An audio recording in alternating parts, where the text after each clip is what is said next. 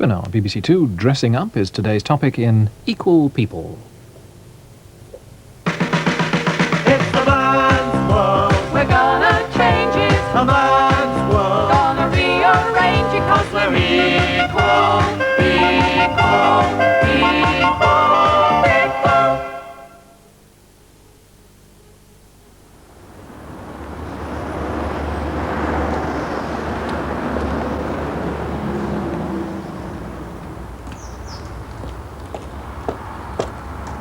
This is a programme about fashion and how some people, men as well as women, disagree with it and change it. The woman who designed the original of this dress should have looked quite different, but she thought the fashion of her time was restricting and ugly, so she ignored it and pleased herself. That was quite a brave thing to do. She must have looked quite freaky to most of the people who saw her. 80 years on, would you be so brave? What do we today think about the fashion makers and fashion breakers? I think it's nice to be able to follow fashion. If you've got the right shape and that for it, I think it's nice to be able to follow it. So would you like your daughter to follow fashion? Yes, if she wanted to. I think it's fun. I think you can just dress how you like. What do you think of people who dress at Oxfam? Just at Oxfam? Maybe they've got lack of confidence, or maybe they just want they want to attract people's attention because they can't do it any other way. I think people should have fashion and should be able to show what they think about, you know, wearing their own things or wearing what they want to wear and showing how they feel by it. I do have a weakness for expensive designer clothes, particularly when the BBC are paying for them. The clothes that I'm wearing were designed by Janet Lance Hughes. So were these.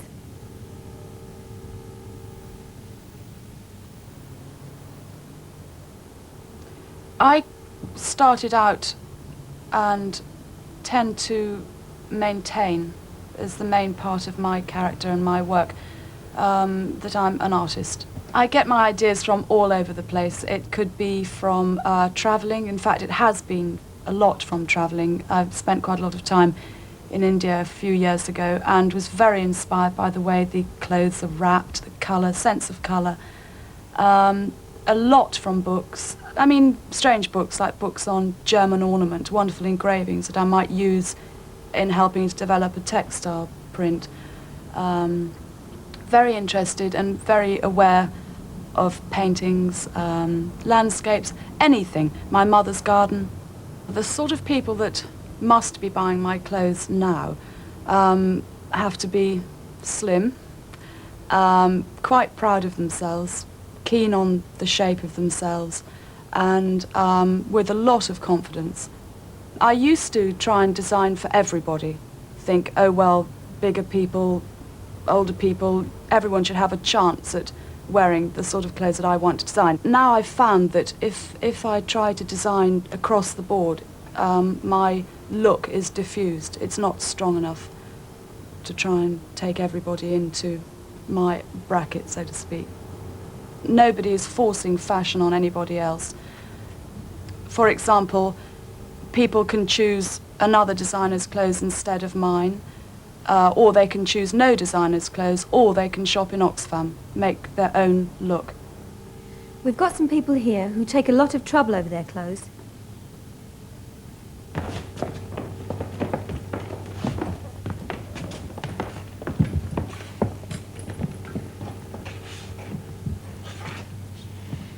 I want to know what you think about fashion. For instance, do you think that we need designers, Laura? Yes, I think we do. Because if we didn't have them, we'd have nothing to go against. If there wasn't a set trend, we wouldn't have to go against it, and everyone would be the same. Everyone would be like us. I think we really do need it. Yeah. Why do you dress like that, George? There's no reason at all. It's me. Why do you dress like the way you do? There is no reason for it. I can't answer that question at all. I think it's the reason I dress like it is because I've got something to say, and by walking down the street as everybody else, I just blend in with the background. But by looking at this, people point me out and think perhaps he's got something to say, and I have. I don't quite know what it is, but it's, you know, there's something there. What about the attitude of people who see you? I mean, their reaction to you, like in the street or whatever? I think a lot of people are just embarrassed, they're frightened. And because they're embarrassed, they don't know what to say. And that's why they sort of clam up. They're too frightened to even want to understand why you like it. But apart from that, a lot of people are jealous as well because they haven't had the guts to go out and dress up and spike their hair up and wear silly coloured clothes and things like that. And so they take it out on you for having done it, which is really silly. What about, say, if you went for a job? I mean, have you had any experiences of... Obviously Tracy has. Yeah. People automatically think because you dress differently that you're offensive, you're going to throw abuse to people, and your attitude towards life is not the same as everyone else. It's just the way we look that is different. Because I've got 2 nose rings in my nose, they think, you know, oh God, don't go near her because she's going to do something really bad. And if I employ her, all my employees are going to be frightened of her. Or if I work for someone, these customers are going to be frightened of me. And I get that a lot. It's not fair. I don't like it happening. But I can't do nothing about it though. But you seem to be saying that you get a lot of, you know, problems by looking the way you do. After a while, you just blank it out. You can walk down the street and you can get abuse. I mean, it doesn't have to be verbal. It should just be a car tooting you. And you just blank it out of your head completely. You don't even hear it after a while. It just doesn't exist. I mean, how long do you think you'll go on looking like this? The thing is, we'd look stupid like this at 40 or 50. We'd just look ridiculous. So something else has got to come from what we are at the moment. I think we don't know what it is yet. I think you carry this through. I think I will personally carry this through with me all my life. Perhaps not looking like this, but this buzzing me, it keeps me like this. I think I will carry through all my life. The need to be different. Yeah, I don't want to blend in with everybody else. Well, thank you very much. I think you all look terrific. In 1851, this woman dared to be just as bold as today's punks. She wore trousers. Shock, horror. But they got to be called Bloomers because her name was Mrs. Amelia Bloomer. Her idea took quite a long time to catch on, but Mrs. Bloomer deserves to be remembered as the starter of a movement to do something about fashion, to reform it. And why should it be reformed? Well, imagine you're wearing clothes like this.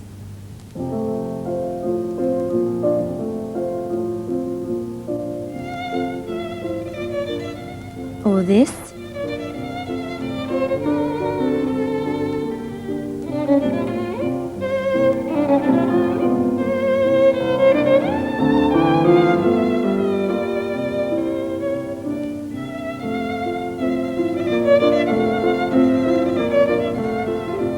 Or this.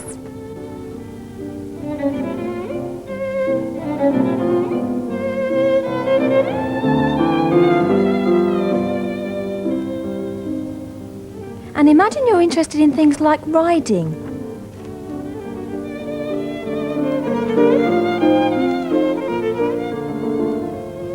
Or mountaineering.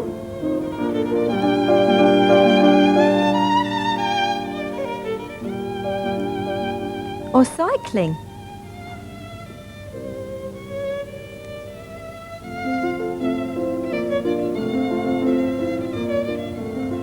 Or campaigning for votes for women.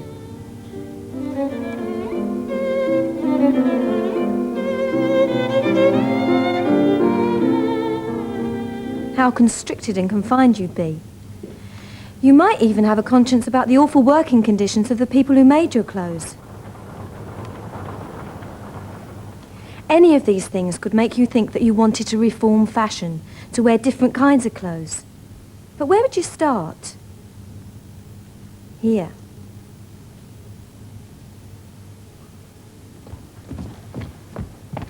Fashion is based on shapes.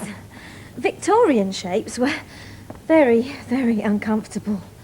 All this whalebone and steel and lacing and pinching and pushing your body about, and yards of skirts and petticoats to carry around. No wonder Victorian women were always fainting. Their corsets were so tight, their lungs were starved of oxygen.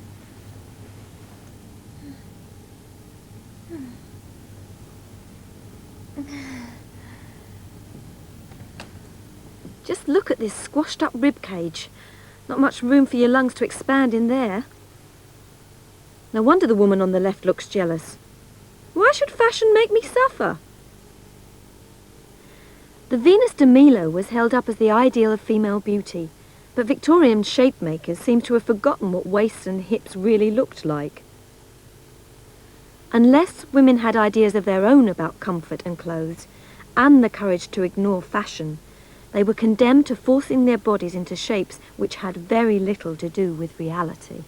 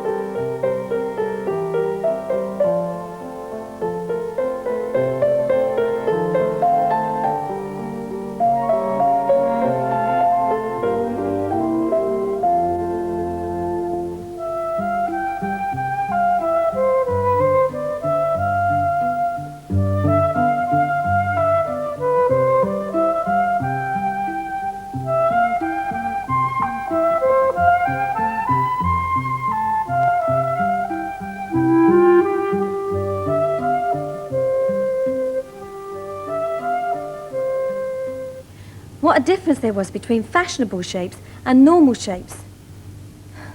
What a relief it must have been to get undressed. You can see why people from Mrs. Bloomer onwards wanted to dress more reasonably. Some of them joined together to campaign for what they called rational or artistic or healthy styles.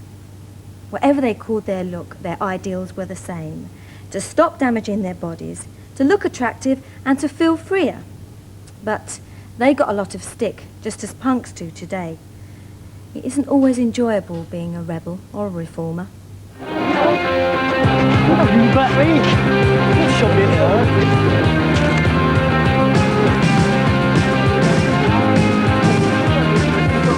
think they look ridiculous, and I just wouldn't like any of my family to be dressed like that. I think they look a bit silly, really, very silly in fact. Well, they obviously must be doing it just to draw attention to themselves, because I don't think it enhances them in any way. Well, I should think the majority of them will grow out of it, surely. Drive away and by the sea, you jump away, there's fantasy, your thoughts close those, but it's no concern. These days, anyone can criticise fashion or laugh at it. But in the old Victorian volumes of Punch, it was men who drew these cartoons. I suppose we'll never know whether women found them as amusing as men did.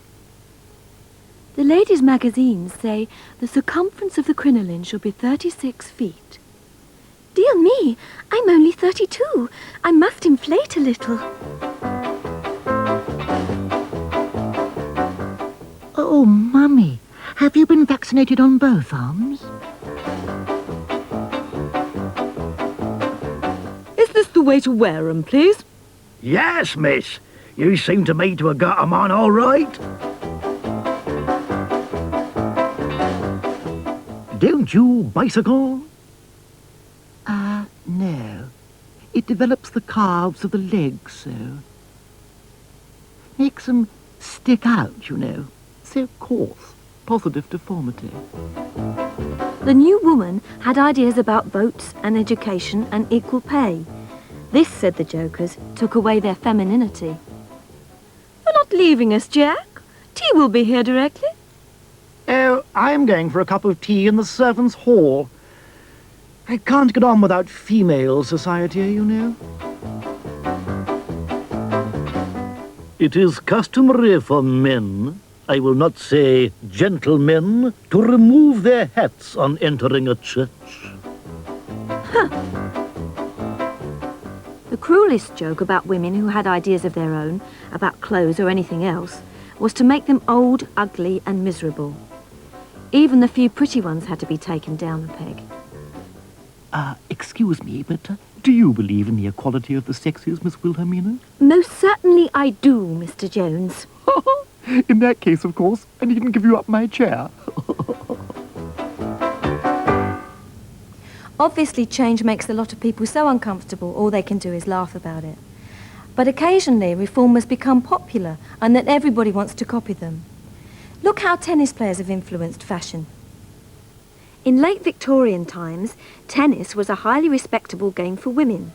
But imagine playing in corsets, long skirts, bustles and hats.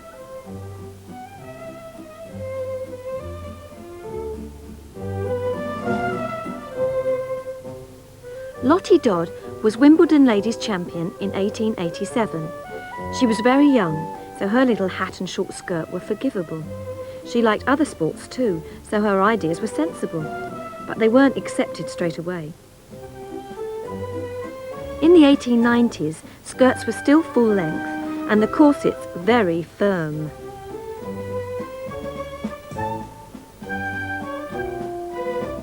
When women did copy Lottie Dodd's skirt length, there were a few sexist jokes. With good luck's ball, a lifelong win may you secure off pleasure's bat, and may you have a good look in at all life has worth looking at.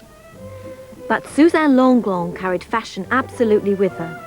She shocked people with her thin dresses and lack of corsets, but her look became very popular.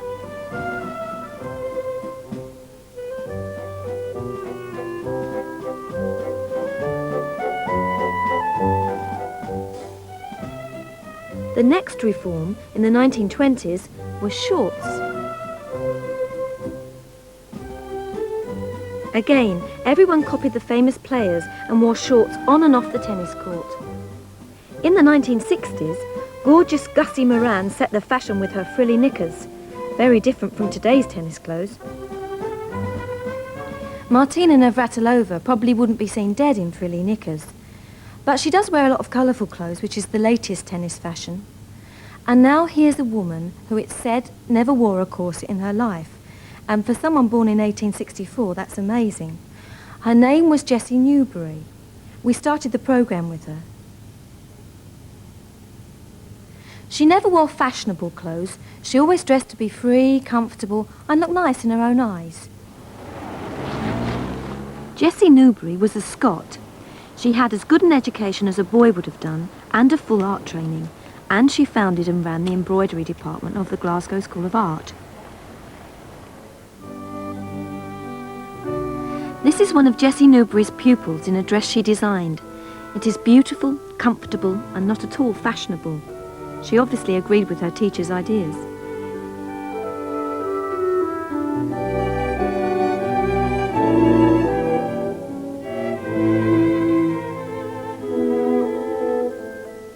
And here are some of Jessie Newbury's own sketches and designs.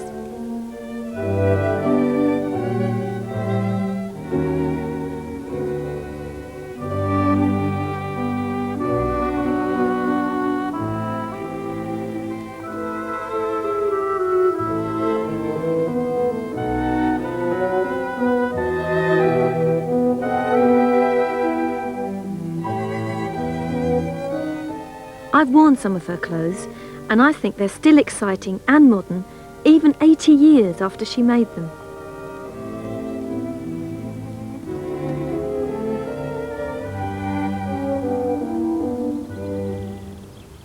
People like Jessie Newbury or Suzanne Lenglen or punks, you could call rebels or reformers or show-offs or brilliant original people.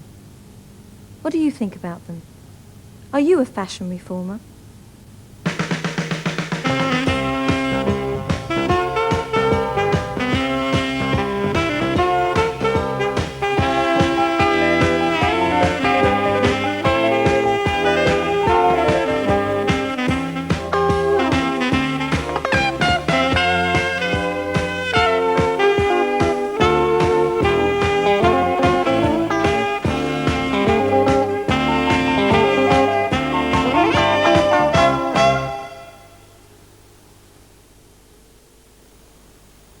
A change of subject. Next.